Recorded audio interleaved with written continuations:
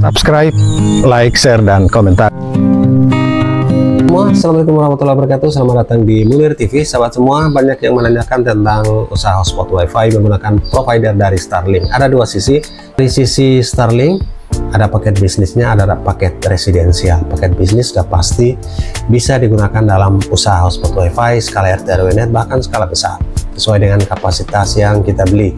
Dan sisi yang kedua adalah sisi regulasi. Dari sisi regulasi, setiap usaha dimanapun kita berada sudah pasti harus punya surat izin untuk usaha dan surat izin tempat usaha. Jadi SIUP dan SITU. Jadi kemudian dari sisi frekuensi yang berlalu lalang di atas udara Indonesia ini banyak digunakan juga untuk kebutuhan publik. Misalkan kebutuhan untuk penerbangan, lalu lintas penerbangan, jangan sampai penggunaan frekuensi kita mengganggu lalu lintas penerbangan. Atau yang kedua, kita bisa mengganggu frekuensi yang digunakan untuk pemantauan cuaca ataupun dalam kondisi darurat di Indonesia. Ini yang penting untuk diperhatikan agar kita bebas dari hal-hal yang ilegal. Kenapa kita harus dipantau untuk izin frekuensi dan penggunaan frekuensi ini, terutama di 5 GHz? Ini karena banyak frekuensi juga yang digunakan oleh pemerintah untuk kepentingan pelayanan masyarakat, seperti Badan Meteorologi untuk pemantauan cuaca ataupun di lalu lintas penerbangan, melakukan pemantauan untuk pesawat-pesawat dengan lintas penerbangannya.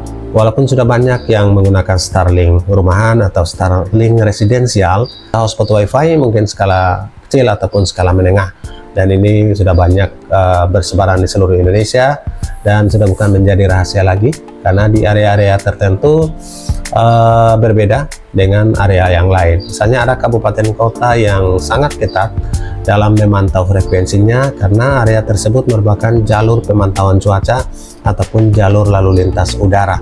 Oleh karena itu sangat dipantau, sering dilakukan sweeping untuk penggunaan frekuensi ini, baik di jalur frekuensi yang digunakan oleh radio amatir Indonesia seperti Orari, Rapi, maupun di frekuensi yang digunakan dalam hotspot WiFi di skala desa maupun skala kecamatan, bahkan skala lebih luas. Jadi izin frekuensi tujuannya itu.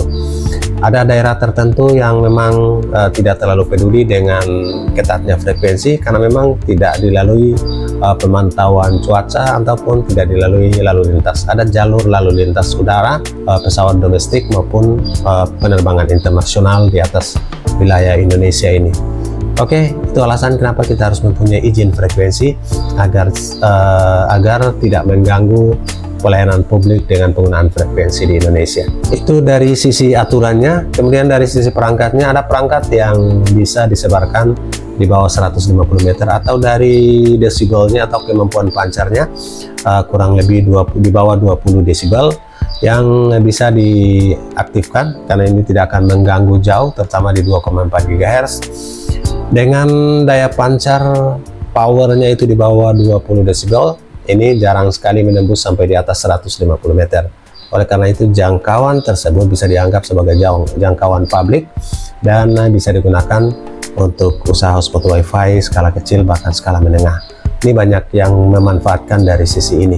Kemudian untuk perangkatnya, Starlink sendiri sudah pernah direview pada video sebelumnya. Kita menggunakan mode WISP, ini tanpa menggunakan kabel dan juga menggunakan kabel dengan adaptor LAN. Adaptor LAN dari Starlink itu sendiri, dan ada juga yang menggunakan adaptor dari Yaosek yang sedikit lebih murah. Keduanya performanya bagus. Sahabat juga pernah melihat di video sebelumnya kita menggunakan mode repeater dan mode WISP. Repeater pertama kita menggunakan Ruiji EW1200 dan ada juga EW1200G Pro. Kita tempatkan di samping router Starlink dengan tujuan itu berdekatan karena kita mode WISP, sehingga lewat LAN di mode selanjutnya dari Ruiji ini kita lewat LAN atau kita lewat mode mesh WiFi dari Ruiji. Kita juga bisa memantau lewat aplikasi cloudnya, aplikasi Ruiji Reye. Kita bisa pantau online, bahkan kita bisa remote jarak jauh. Ini menggunakan mode WISP. Jika sahabat menggunakan mode LAN atau mode kabelnya, silakan bisa ditambah adaptor LAN karena router WiFi Starlink secara default atau secara bawaan awalnya itu tidak ada. Untuk yang residensial ya, yang paket versi 2 itu tidak ada adaptornya. Di versi di atasnya sudah langsung terjual dengan adaptor lainnya. Kita menggunakan mode WISP dari Ruiji, kemudian lewat LAN dari Ruiji kita akan masukkan ke Mikrotik, kemudian dari Mikrotik kita pancarkan kembali lagi ke dalam access point Ruiji dan juga Totolink, pernah kita review sebelumnya, dan ada juga TP-Link dalam skala kecil. Totolink N300 salah satu rekomendasi juga WiFi yang tembus tembok, jaraknya bisa 100 meter lebih jika bebas hambatan, dan jika ada hambatan tembok bisa 3-4 tembok ditembusi oleh Totolink N300 ini. Demikian juga Ruiji EW1200G Pro, dalam bebas hambatan juga hampir sama dengan Totolink. Kita menggunakan Ruiji karena kita mudah untuk memantau dan mengontrol jarak jauh. Untuk settingan access point, settingan WISP, settingan Mikrotik ini sudah pernah dibahas pada video sebelumnya.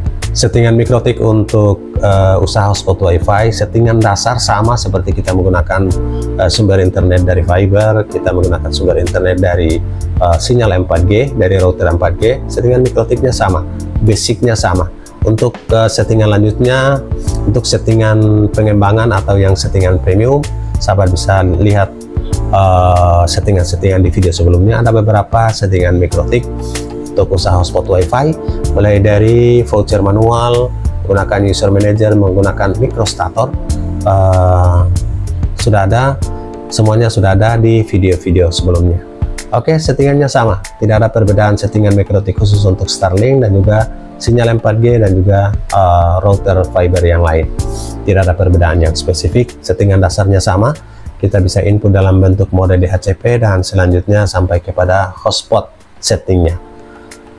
Untuk sahabat-sahabat yang ingin membangun usaha hotspot WiFi menggunakan Starlink, jadi walaupun demikian sudah banyak juga yang terhidden menggunakan Starlink residensial untuk usaha hotspot WiFi, dari aturan Starlink sendiri maupun aturan dari regulasi di Indonesia. Ada dua aturan ini yang perlu kita patuhi, aturan dari Starlink itu sendiri maupun aturan dan regulasi yang sudah ada sebelumnya di Indonesia untuk komunikasi informasi di Indonesia. Diatur di Kementerian Perhubungan dan juga diatur dalam Kementerian Kominfo. Semoga bermanfaat. Salam sukses. Assalamualaikum warahmatullahi wabarakatuh.